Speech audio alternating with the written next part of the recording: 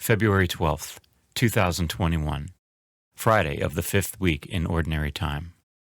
A reading from the book of Genesis.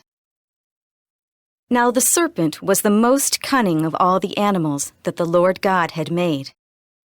The serpent asked the woman, "Did God really tell you not to eat from any of the trees in the garden?"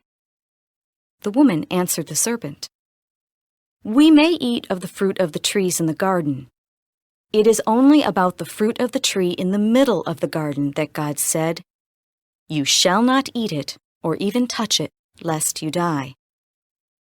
But the serpent said to the woman, "You certainly will not die. No, God knows well that the moment you eat of it, your eyes will be opened, and you will be like gods who know what is good and what is evil."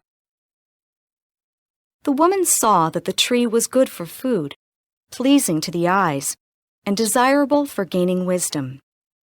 So she took some of its fruit and ate it. And she also gave some to her husband, who was with her, and he ate it.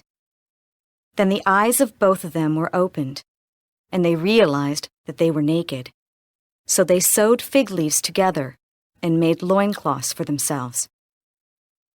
When they heard the sound of the Lord God moving about in the garden at the breezy time of the day, the man and his wife hid themselves from the Lord God among the trees of the garden. The word of the Lord.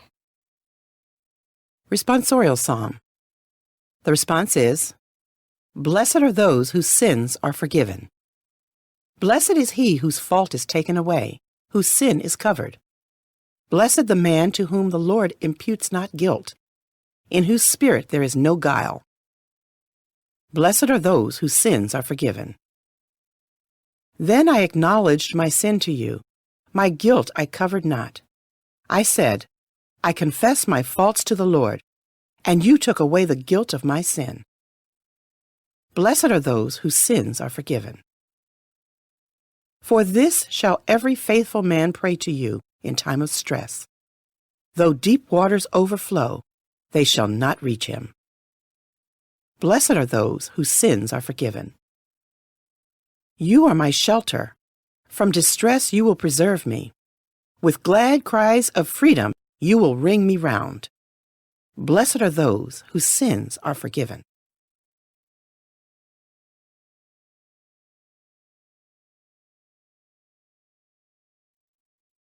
A reading from the Holy Gospel according to Mark. Jesus left the district of Tyre and went by way of Sidon to the Sea of Galilee into the district of the Decapolis.